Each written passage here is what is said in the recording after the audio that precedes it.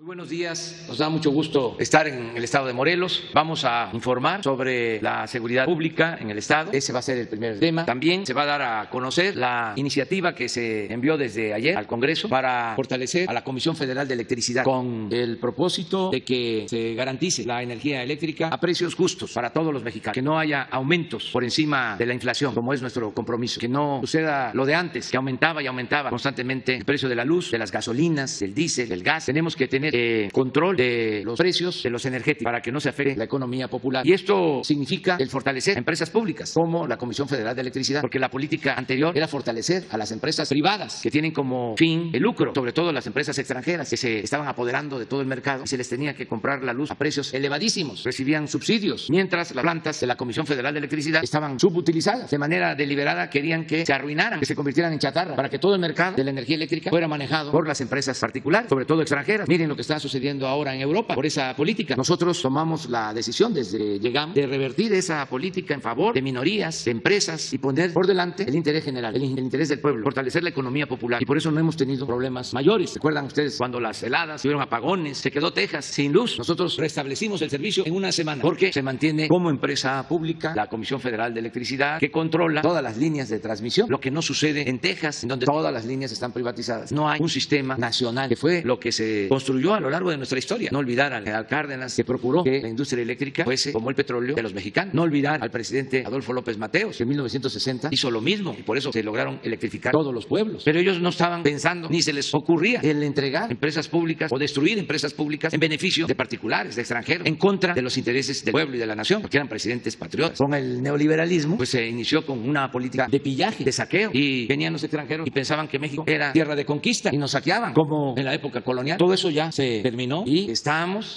procurando resarcir el daño que ocasionó la llamada reforma energética. No significa nacionalizar ni estatizar, significa darle su lugar a la Comisión Federal de Electricidad, porque se decide en esta iniciativa que la Comisión Federal de Electricidad va a tener el 54% del mercado y el 46% se va a conservar para las empresas particulares. Que haya una auténtica, una verdadera competencia, que no había, porque apostaban a marginar, a destruir a la Comisión Federal de Electricidad. En esa misma iniciativa se establece de que para la explotación de litio solo va a poder hacerlo la nación, es decir, el litio que hay en el subsuelo, todo el mineral de litio que hay en el subsuelo de la patria, de nuestro territorio, es de los mexicanos, de la nación. Estos dos temas van en la iniciativa que se envió ayer a la Cámara de Diputados para que se lleve a cabo una reforma constitucional. Este tema lo va a explicar el secretario de Gobernación, Adán Augusto López Hernández. Y por último, para terminar con el programa de hoy, el subsecretario de Gobernación, Alejandro Encinas, va a dar a conocer, porque fue el compromiso que hicimos con madres, con padres de los jóvenes de Ayotzinapa, va a dar a conocer una carta que envié al primer ministro de Israel para extraditar a una persona que está involucrada en estos hechos y que fue a refugiarse a Israel, y queremos la cooperación, el apoyo del gobierno de Israel, porque se trata de una persona que llevó a cabo actos de tortura, de graves violaciones de derechos humanos, y estamos seguros que va de manera consecuente el gobierno de Israel. Esos son los temas para la conferencia de hoy. Entonces nos da mucho gusto estar aquí en Morelos con el gobernador Cuauhtémoc Blanco, al que apoyamos, al que respaldamos, porque no está solo. Cuauhtémoc, tienes la palabra. Muy buenos días a todos los presentes. Saludo y doy la más cordial bienvenida al presidente de la República, licenciado Andrés Manuel López Obrador, y a los miembros de su gabinete que esta mañana nos acompañan. Saludo también a la prensa estatal, nacional aquí presentes, a quienes siguen esta transmisión en todo el país. Es un gusto tenernos en casa y aprovecho la oportunidad para reiterarle, señor presidente, el compromiso solidario del Estado de Morelos con el proyecto de nación que usted encabeza y que sin duda hará posible el México de la transformación por el cual se trabaja día con día. Morelos lo recibe con los brazos abiertos en el pleno proceso de consolidación de nuestro proyecto de reactivación social y económica. Desde esta tribuna recalco que hacemos nuestra intención de alcanzar un México de unión, paz y armonía, en donde se privilegia el diálogo por sobre cualquier diferencia, sin olvidar que hoy por hoy nuestro máximo y el único compromiso se llama México. Agradecemos la cercanía que usted ha mostrado con el Estado de Morelos y los apoyos brindados, apoyos sin precedentes de un primer mandatario con nuestra entidad. Bienvenido, señor presidente, a Morelos, el Estado anfitrión del mundo, es su casa, y otra vez muchísimas gracias por esos apoyos que ha brindado al Estado de Morelos, y toda la gente morelense está muy agradecida con usted. Muchísimas gracias. Con su permiso, señor presidente, vamos a dar a conocer la situación de la seguridad pública aquí en el Estado de Morelos. El Estado de Morelos tiene 36 municipios y más o menos un aproximado de casi 2 millones de habitantes. Pueden ver aquí en la presentación los municipios que tienen mayor número de habitantes. La que sigue, por favor. En cuanto a los datos de la incidencia delictiva, vamos a verlos uno por uno, por favor. La que sigue. En lo que se refiere al secuestro, es un delito que se está presentando a la baja, como lo podemos ver ahí. La que sigue, por favor. En lo que se refiere a homicidio doloso, también su tendencia es a la alta. Sin embargo, en los últimos 4 meses presenta una tendencia a la baja. La que sigue, por favor. El robo a transportistas es un delito que presenta una tendencia a la baja, manteniéndose en los últimos 9 meses más o menos en esta situación. La que sigue, por favor. Violación es un delito que presenta una tendencia a la alta.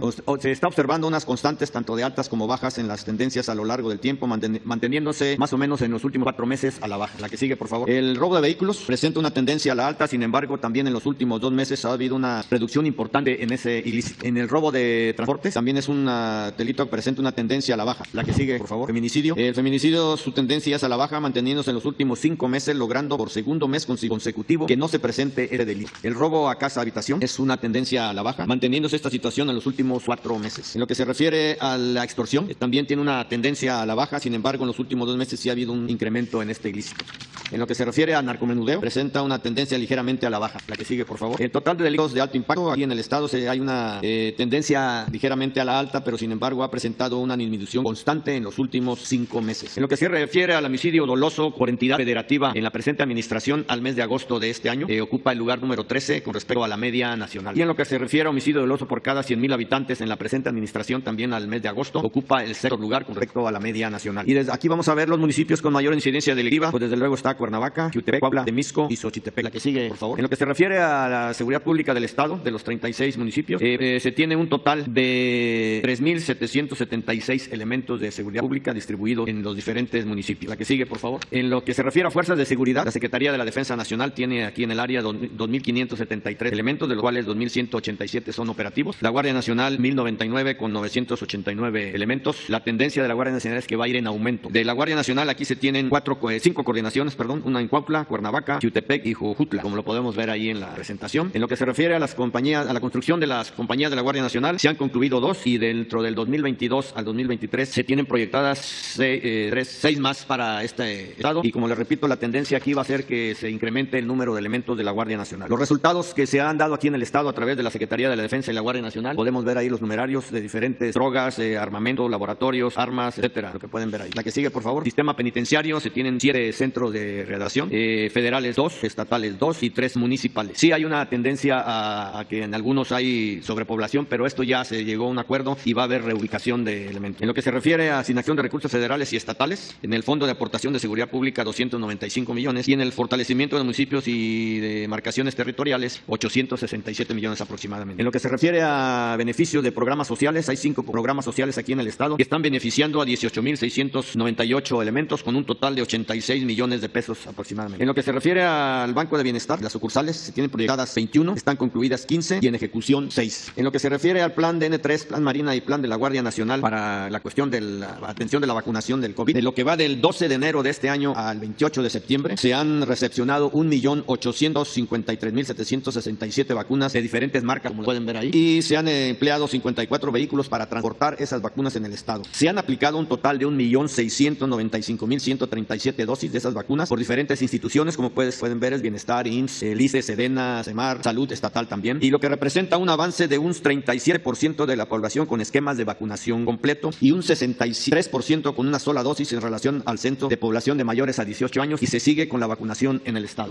En lo que se refiere al plan DN3 y plan de la Guardia Nacional para ayuda a la población, se han eventos atendidos, incendios forestales han sido 17, urbanos 13, lluvias 8 eventos, explosiones 3, accidentes vehiculares 4, aéreos 2 y amenazas de bomba 2, en total 39, con recursos empleados de la Secretaría de la Defensa Nacional y de la Guardia Nacional, personal 904, vehículos terrestres 86 y un helicóptero. En lo que se refiere a un sistema de búsqueda y rescate que tiene la Secretaría de la Defensa Nacional aquí en el estado, en la región del área del centro en Santa Lucía hay 4 personas, base aérea militar número 177, se activó el sistema SAR de la Secretaría de la Defensa en cuestiones de ubicación de aeronaves, se han atendido 2 eventos y personal asistidos 4. Es lo que podemos dar en relación a la situación de seguridad pública en el estado de Morelos. Gracias. Buenos días, con su permiso, señor presidente. El día de ayer, atendiendo sus instrucciones, fue presentada ya a la Cámara de los Diputados la iniciativa de decreto por la que se modifican los artículos 25, 27 y 28 de la Constitución General de los Estados Unidos Mexicanos, y esta iniciativa consta de la reforma a los 3 artículos y 9 artículos transitorios.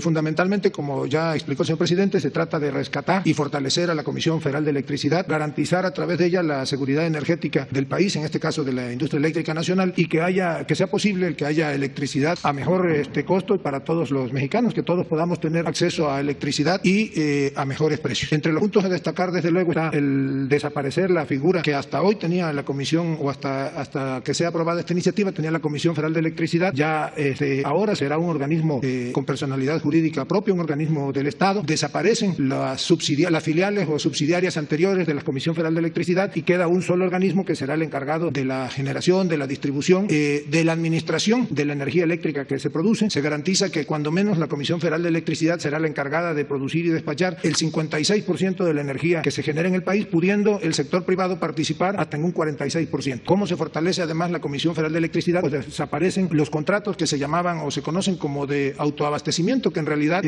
no eran asociados en la producción de energía eléctrica, sino eran clientes que resultaban beneficiados porque este tipo de productoras, pues entre otras cosas, no pagaban el porteo ni se prorrateaba para ellos el costo de la transmisión de la energía, que en algunos casos pues, es igual, cuesta lo mismo la generación que la transmisión. A partir de ahora desaparecerán ya esas sociedades de autoconsumo, por lo tanto ya quienes resultaban beneficiados de este esquema, por ejemplo grandes cadenas comerciales, tiendas de autoservicio, pues tendrán que adquirir la energía a la Comisión Federal de Electricidad. También desaparecen dos organismos que habían sido creados para acotar las funciones de la Comisión Federal de Electricidad y beneficiar a los productores privados, como es la Comisión Nacional de Hidrocarburos y la Comisión Reguladora de la Energía. Lo que es el SENACE, que garantiza el despacho y las tarifas del sector eléctrico nacional, pasarán ya a formar parte de la Comisión Federal de Electricidad. También es parte de esta iniciativa el que los minerales considerados como estratégicos, entre ellos el litio, no serán concesionados, será el Estado el que intervendrá en la exploración y en la producción de estos minerales considerados como estratégicos. Las concesiones que hayan sido otorgadas para la explotación de otros minerales como el oro, la plata, el cobre, permanecen, nada más que ninguna de esas concesiones será utilizada para la explotación y la producción de litio. Hay 8 concesiones otorgadas a la fecha para la posible explotación de litio y quedarán vigentes siempre y cuando acrediten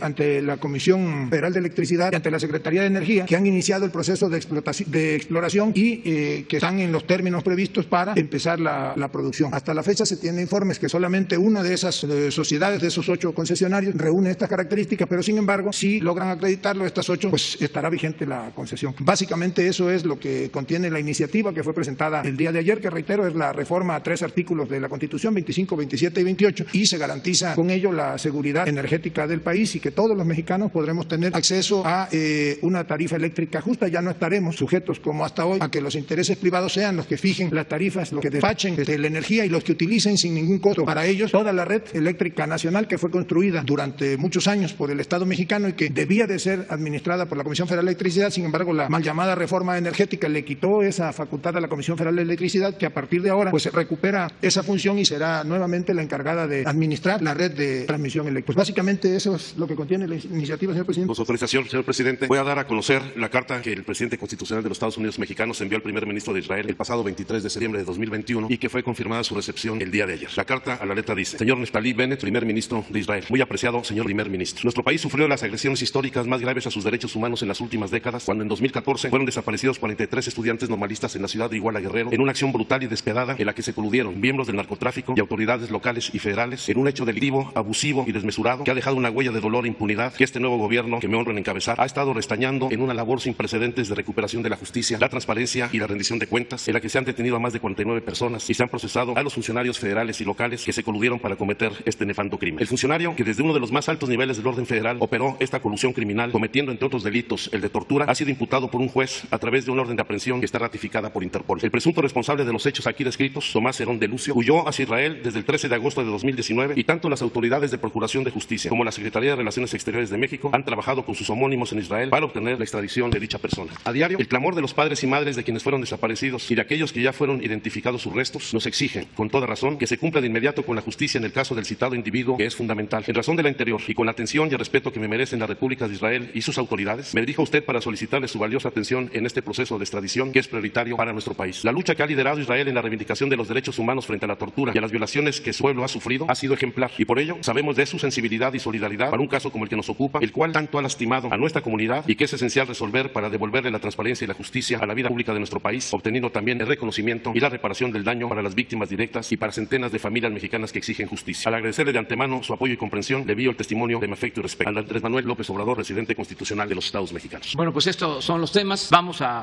abrir para preguntas y respuestas, si les parece. Uno de la prensa nacional, compañera, compañero, y uno, compañera, compañero, de la prensa de Morelos. Entonces vamos a empezar. Buenos días, América Romero de BOM Noticias. El sistema de agua potable y alcantarillado del municipio de Cuernavaca, por sus siglas APAC, tiene una deuda de poco más de 400 millones de pesos con CFE. Según las estadísticas de Morelos Rinde Cuentas, esta institución paga 60% de nómina de su presupuesto, lo que hace imposible pagar el adeudo, ya que el sobrante es poco a lo que se requiere pagar. Según autoridades del Estado, se han acercado a usted con el fin de buscar un rescate financiero. Este tema es de suma importancia para los cuernavacenses debido a que en semanas pasadas pues ya cobró la vida de una persona persona. Por lo que le pregunto a usted, ¿ayudaría de manera económica? ¿Podría saldar la deuda completa o de manera parcial, tomando en cuenta que ya se va a acabar la próxima administración del ayuntamiento? Y pues no dudamos de sus capacidades, sin embargo, esta deuda podría aumentar. Sí, vamos a tener luego de esta conferencia una reunión para evaluar sobre los programas en beneficio del Estado de Morelos. Llevamos como un año reuniéndonos en la Ciudad de México. Yo encabezo esas reuniones con el gobernador de Morelos, con su equipo y con miembros del gabinete federal para ir tratando todos los temas, las obras que se están realizando, el tema de seguridad, en particular lo de la saturación de los penales, cómo ayudar, la parte de construcción de obras, el caso de la autopista de Postlán,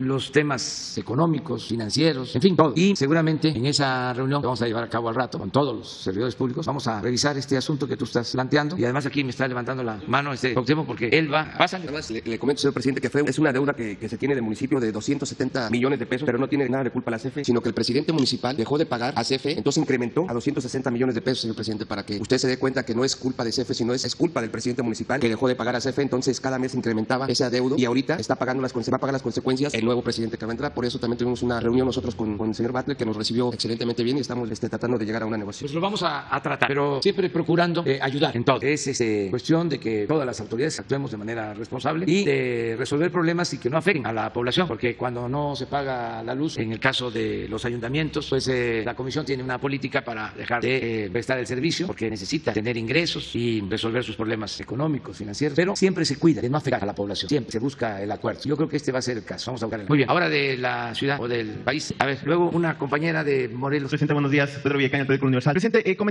preguntarle cuál es su opinión, hoy se discutió en el Gabinete de Seguridad, en vísperas del cambio de autoridades en el estado de Guerrero, el crimen organizado parece que envió un mensaje. Entre ellos, se incendió la discoteca Baby O. ¿Se planteó esto en el Gabinete de Seguridad, esta situación que se vive en Guerrero? Sí, se analizó, pero hace falta más investigación, porque todavía no está claro lo que sucedió. Hay, eso sí, un gran despliegue publicitario sobre el caso, porque resulta que se trata de una discoteca famosa a la que han asistido personalidades del mundo artístico cuando eras futbolista. Bueno, sí, bueno, entonces por eso pues ha generado pues, muchas atenciones, tiene muchas expectativas. Entonces es un incendio, no se puede atribuir a la delincuencia organizada sin pruebas, porque incluso el dueño habló de que nunca lo extorsionaron. Sin embargo, eso es lo que quiere utilizarse en medios, como que es un asunto de inseguridad y de no pago de piso, como coloquialmente se le llama la extorsión. Y hay que esperar. También se sabe que está asegurada la discoteca y que llevaba 18 años cerrada, 18 meses cerrada por la pandemia. También llama la atención de que el incendio ocurre no en la parte principal o en el frente, sino en la parte de atrás, y en la parte de enfrente es donde están las camas, no en la parte de atrás. Que le está pidiendo a los dueños que entreguen información y han demorado en entregar la información. En fin, no hay todavía nada claro, no se puede decir cuál es el móvil o qué fue lo que sucedió. Hay que esperar y es muy probable que se tenga información. Estamos en comunicación con el gobernador del estado, ellos están haciendo también su trabajo de investigación y una vez que se tenga el resultado de la investigación se va a dar a conocer. ¿Se plantearía el enviar una mayor cantidad de efectivos de la Guardia Nacional al estado en un primer momento? No. Guerrero, lo hemos constatado en las evaluaciones que se han llevado a cabo. La reciente evaluación que hicimos en Guerrero demostró que están bajando los homicidios. No quiere decir que no haya violencia, porque no quiero que saquen de contexto mis palabras, pero hay menos homicidios que antes, y lo podemos probar en el caso de Guerrero. Y sí va a haber un cambio de gobierno, pero no consideramos que se vayan a agravar las cosas en Guerrero, ni en el país. Siguen habiendo, desafortunadamente, desgraciadamente, problemas de enfrentamiento entre bandas. Todo esto que heredamos del periodo neoliberal les da mucho coraje a los conservadores cuando lo digo, pero esto viene de tiempo atrás. No han surgido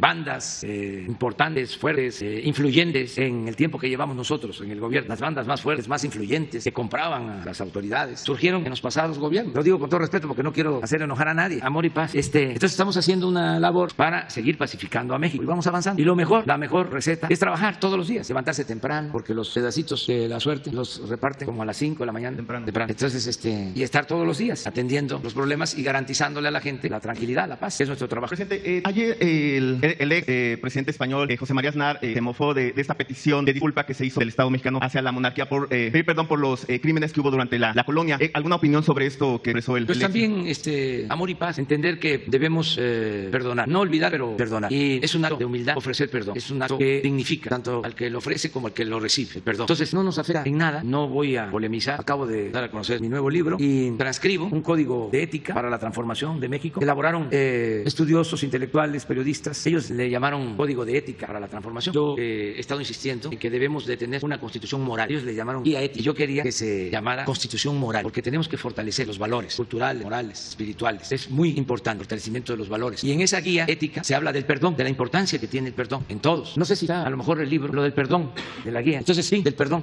El perdón libera a quien lo otorga y a quien lo recibe. Pedir perdón y perdonar son de las cosas más difíciles en nuestra relación con los demás. Hay una resistencia natural a disculparse, porque quien lo hace siente que se rebaja, que se humilla o que se rinde, y por ello no alcanza a vislumbrar la enorme potencia liberadora del perdón. Independientemente de que se obtenga o no el perdón, quien lo pide sinceramente y se dispone a reparar el daño o el dolor causado, recupera su dignidad y su paz interior. Quien perdona se deshace del rencor, de la sed de venganza e incluso del odio, y puede de esa forma superar la ofensa y seguir adelante. Pide perdón si actuaste mal y otórgalo si fuiste víctima de maltrato, agresión, abuso o violencia, que así permitirá la liberación de la culpa de quien te ofendió. Perdónate a ti mismo. Los errores propios suelen conducir a un padecimiento interior de difícil salida. Comprende las motivaciones de tu conducta indebida, conviértela en aprendizaje y enmienda el daño causado. Perdón es sublime. Entonces, ojalá y todos recapacitemos y perdonemos, aunque no olvidemos. No voy yo a entrar en polémica sobre este tema. Ya estamos terminando las conmemoraciones. Ayer llevamos a cabo una más, recordando al gran dirigente independentista, sacerdote, demócrata, patriota, estadista, que fue José María Morelos y Pavón. Un gran dirigente, como Hidalgo, como Juárez, como Madero, como el general Lázaro Cárdenas del Río, como Emiliano Zapata. Entonces ya nada más falta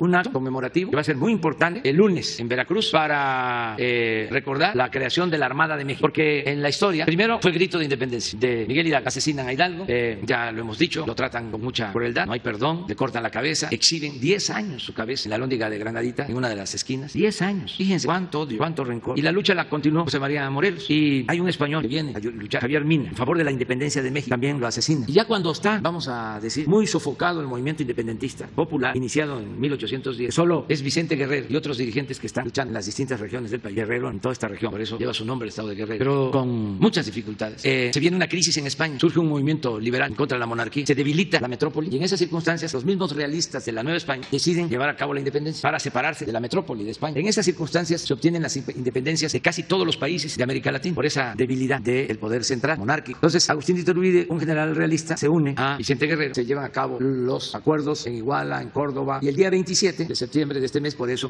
se conmemoró, entra triunfante el ejército trigarante. ¿Por qué es trigarante? Bueno, pues es un acuerdo, un pacto que tiene 3 elementos: la unión, la religión y la independencia. Al día siguiente, el 28 de septiembre, hace 200 años, se firma el acta de independencia. Pero, el día 4 de octubre de 1821 se emite un comunicado, un bando, una ley para crear 4 grandes secretarías, y ahí surge la Armada de México. El día 4 se conmemoran 200 años. Y es muy importante porque no terminó ahí la independencia. Hubieron intentos de reconquista. La monarquía española no reconoció la independencia de México y se siguieron enviando tropas, y se invadió México. Hubo invasiones en Tampico, en otras partes, tropas españolas que llegaban de Cuba. Inclusive tomaron tropas españolas Veracruz, el castillo fuerte de San Juan de Ulúa, y fueron desalojados por los marinos mexicanos, Pedro Sáenz de Barán. Eso fue en 1825. Luego siguió la defensa de la independencia de México, y hay que reconocer que tanto Iturbide, que era conservador realista, como Santana, que también era realista originalmente, siempre defendían la independencia de nuestro país. Pero como seguía la presión para que México continuara siendo colonia, se tuvieron que expedir 2 leyes de expulsión de los españoles, una en 1827 y otra en 1829. Y con esas expulsiones, aunque significó también fuga de capital, porque se llevaron millones de pesos en plata, hasta principios de 1830 es que ya dejaron de tener el poder los españoles en México. Ya para entonces ya se había constituido la primera República Federal con el primer presidente, Guadalupe Victoria, que gobernó de 1824 a 1829, eran periodos de 4 años. Entonces, esa ha sido nuestra historia, y nosotros ya estamos terminando con las conmemoraciones. En su momento yo le envié una carta al rey de España para que se ofreciera un perdón, una disculpa, y que se iniciara una nueva etapa de reconciliación. Entonces no les pareció, porque no me respondieron, no me contestaron la carta. Lo que hubo fue una campaña de insultos, hablando de que no debían pedirnos perdón, que vinieron a civilizarnos, cosas de ese tipo. El Papa Francisco, en cambio, le envié una carta, me contestó, le envié otra, y con mucho cuidado, y se lo agradecemos bastante. Él hace un reconocimiento a que se cometieron abusos y menciona que, como lo hicieron otros papas, él también ofrece perdón, que no es el primero que ofrece perdón por los abusos que se cometieron durante la colonización, sobre todo abusos que se cometieron a pueblos originarios, a pueblos indígenas. Y él habla también en la carta que me envía de que así como se tienen que tomar en consideración los abusos, hay también que equilibrar considerando las aportaciones que hizo la Iglesia Católica y que también hicieron los que colonizaron México desde España, para no tener posturas maniqueas. Entonces él dice son luces y sombras, porque así son los procesos sociales. Cuando viene su representante el 27 también hace esa mención. Entonces el Papa es muy cuidadoso y no tiene la intención de polarizar o manifestarse en contra de la decisión que tomaron en España las autoridades monárquicas. Nosotros las respetamos, y sobre estas declaraciones declaraciones, pues no vamos a responder en lo personal, menos con insultos. Otra cosa nada más, un añadido, una postdata. Nosotros respetamos mucho al pueblo español. Es un pueblo trabajador, honesto, y si hay diferencias tienen que ver con las autoridades, no con el pueblo español. Presidente, gracias. Nada más aprovechando que aquí está el subsecretario, conocer cuándo se podrían dar las declaraciones no testadas de los involucrados en el caso Ayotzinapa, lo que ayer usted garantizó que se daría a conocer. Sí, yo creo que hubo una mala interpretación. Yo dije que íbamos a entregar los documentos que ha estado pues poniendo a disposición de la investigación la Secretaría de la Defensa, no los anteriores, que se confundió si los entregaron testados antes, pues vamos a buscar los originales para entregarlos bien, pero los que tenemos ahora, hoy mismo los va a dar a conocer Alejandro, hoy mismo. Nosotros no vamos a ser rehén de nadie, porque no establecemos relaciones de complicidad con nadie. Yo llegué a la presidencia con el apoyo del pueblo, soy libre y no tenemos nada que ocultar. Entonces nuestros adversarios, los conservadores, los que están molestos ahora porque vivían colmados de atenciones, de privilegios, pues quisieran someternos, tenernos agarrados, chantajearnos, exhibirnos, nada más que no lo van a lograr, porque tenemos un escudo protector que es nuestra autoridad moral. Si nosotros nos hubiésemos metido al régimen de corrupción, hubiésemos actuado con complicidad, no tendríamos autoridad moral, ya nos hubiesen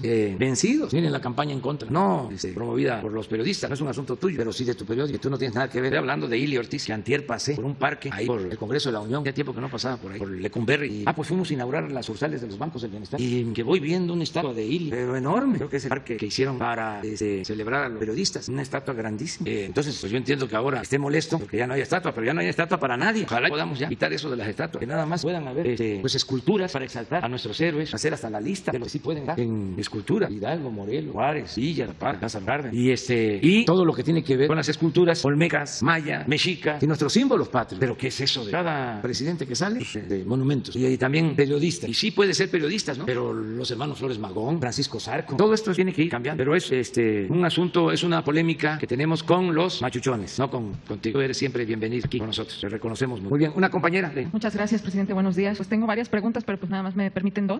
Sobre todo especialmente saber, Verónica Vacas, corresponsal financiero y presidente Morelos. Usted habla de un respaldo y un apoyo al gobernador Cuauhtémoc Blanco, pero yo quisiera saber de qué forma, ya que pues en materia de seguridad pues ocurrieron unos hechos hace unos días en Huitzilac, donde hubo un linchamiento. La falta de policías, la falta de elementos no pudo evitar que estas personas fueran linchadas por los pobladores, y pues de alguna forma se ha mostrado la falta de recursos en materia de seguridad para más elementos, más armamento. No hay el Fortasec. ¿Cómo podría apoyarse al Estado en esta situación de seguridad, sobre todo para el tema de la prevención? Y pues en el lado político también saber cómo va a apoyar al mandatario, especialmente porque no se ha logrado avanzar en el enjuiciamiento del gobernador Graco Ramírez, sobre todo por las acusaciones que enfrenta de desvío de recursos y ejercicio indebido del servicio público. Y pues bueno, de alguna forma, ¿cómo sería este apoyo para el mandatario estatal? Hay muchas situaciones en las que está el Estado un tanto débil en materia de economía, y hablaba también usted del tema de que ya no quiere que las empresas extranjeras saquen al país, pero tenemos en puerta una minera canadiense que busca explotar la mina de oro y plata aquí en Temisco, en Telama, y pues esto viene relacionado también con una mina que está ahí, pero también tenemos otro problema en Jutepec, en donde hay una mina que se está desgajando, se tuvo que evacuar más de 50 familias. ¿Cómo se va a apoyar al Estado para reubicar a todas esas familias que ahorita están en albergues, algunas, y otras más están con familiares, y no hay recursos también para este tipo de desastres, que también desaparecieron los recursos para desastres? Yo tengo otro dato. Nosotros estamos apoyando. Mire, ¿en qué apoyamos? Se les ayudó a la reestructuración de su deuda, porque les dejaron una enorme deuda pública, y se dio instrucciones para que Banobras ayudara al gobierno del Estado en la reestructuración de su deuda y no tuviesen tantas presiones financieras. Les estamos ayudando también para que no dejen de pagar su nómina, para que tengan fondos. Les ayudamos no dejándoles de entregar puntualmente las participaciones federales que les corresponden por ley. Les ayudamos con muchos programas de bienestar que se aplican en Morelos. Aquí todos los adultos mayores de Morelos, todos tienen una pensión que ahora se está incrementando y va a llegar a ser el doble en enero del 24. Todos. Y ya es a partir de los 65 años. Les ayudamos para que las niñas, niños con discapacidad tengan pensión. Les ayudamos con becas para estudiantes de familias pobres, desde preescolar hasta posgrado. Les ayudamos con la entrega de fertilizante gratuito a los productores. Les ayudamos con el programa Sembrando Vida. Les estamos ayudando con el programa La Escuela es Nuestra, entregándole a las sociedades de padres de familia presupuestos para el mantenimiento de sus planteles educativos. Les ayudamos a los productores del campo con el programa Producción para el Bienestar. Estamos ayudando en toda la reconstrucción. Ayer estuve en donde conmemoramos el aniversario de que sí tengo, sí. Pero el presidente municipal que estuvo de Jujutla me estaba diciendo, el presidente municipal, y es cosa de verlo, de que ya llevan el 90% en la reconstrucción por los daños causados por el sismo. Esto significa viviendas para todos los que fueron afectados en Morelos, una cantidad considerable de viviendas que se han rehabilitado, templos. Estamos ayudando en obras de infraestructura, por ejemplo, el que terminemos ya la ampliación o modernización de la carretera de La Pera a Cuautla. Hoy voy a tener una reunión con productores o representantes de productores de Morelos, porque hicimos compromisos, nos permitieron poner a operar la planta, la termoeléctrica, que esto ayuda mucho porque era una obra que estaba parada, se habían invertido más de 20,000 millones de pesos y se hizo una consulta, no fue fácil fácil, no tuvieron confianza la mayoría de las personas, campesinos, hicimos compromisos con ellos, ya va a operar pues, a toda su capacidad esa planta, significa alumbrar todo Morelos con esa planta y significa que no aumente el precio de la luz para los morelenses. Entonces fue un avance. En cuanto a lo de Huitzilac, estamos buscando fortalecer todo lo que es la seguridad en Morelos. Te voy a poner un ejemplo. Se van a establecer en Morelos 15 cuarteles de la Guardia Nacional. Incluso ya están terminados 2. Hoy dimos la instrucción de ampliar el número de cuarteles de la Guardia Nacional. En cuanto a la investigación por presuntos delitos de corrupción de las autoridades anteriores, eso está en la Fiscalía General de la República. Y hay que esperar a que en la Fiscalía se proceda, porque ya hay autonomía. No podemos nosotros intervenir en los asuntos, en las investigaciones que corresponden a la Fiscalía General de la República. El caso que menciona está en la Fiscalía General de la República. Entonces vamos trabajando juntos con el gobierno del Estado. No vamos a dejar de apoyarlos. Y no solo es el gobierno, nos importa fundamentalmente el pueblo de Morelos, el pueblo de Emiliano Zapata. Entonces vamos a seguir apoyando. ¿Cómo van a apoyarnos a las familias desplazadas de ese cerro? Que es un asunto federal. Lo que hablas de la minería. Quiero también aclarar que es muy importante ir en todo marcando diferencias, aclarando paradas. Ya no se permite ninguna explotación minera. O para decirlo mejor, no hemos entregado una sola concesión minera. Voy a dar rápido el antecedente, aunque yo no hablo de corrido, pero voy a hacer un esfuerzo. En los gobiernos neoliberales entregaron concesiones para la explotación minera a empresas nacionales y extranjeras por 120 millones de hectáreas. Para tener una idea, nuestro territorio, México, tiene 200 millones de hectáreas. Y entregaron concesiones desde Salinas hasta Peña por 120 millones. El 60% del territorio nacional. Ni Porfirio Díaz hizo eso. Les voy a poner otro ejemplo porque esto ayuda mucho. El general Cárdenas le entregó a 1 millón de familias campesinas 18 millones de hectáreas. Es el presidente que más apoyó a los campesinos. Presidente agrarista. 18 millones de hectáreas para 1 millón de familias de aquel entonces. Eran muchas. Felipe Calderón entregó en su sexenio 26 millones de hectáreas. El general 18. Felipe 26 millones de hectáreas. O sea, le ganó nada más que Felipe entregó las concesiones a un puñado de empresas mineras. Bueno, desde que llegamos a la presidencia dijimos ya no, porque entre otras cosas esas concesiones ni siquiera las usaban para explotar minerales, sino para especular en el mercado financiero. Entonces ya no es lo mismo, ya cambió. Las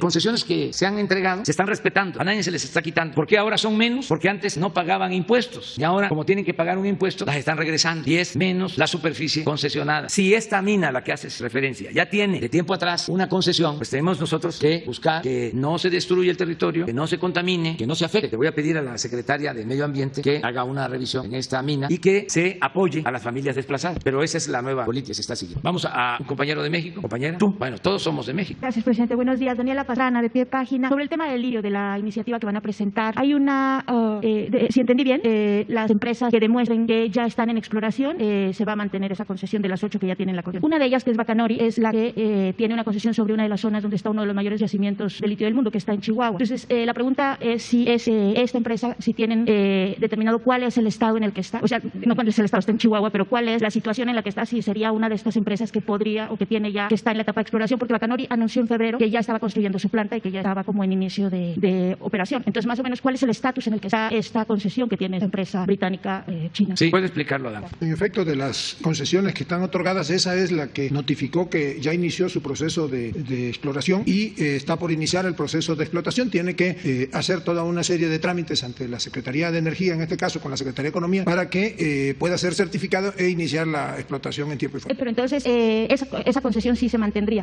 Hay 8 concesiones otorgadas con anterioridad. Si ellas acreditan que iniciaron el proceso de exploración y están por iniciar el de explotación, pues se mantendrían las concesiones. Muchas gracias. Para que tenga una idea, sí, clara, que todo esto ayuda.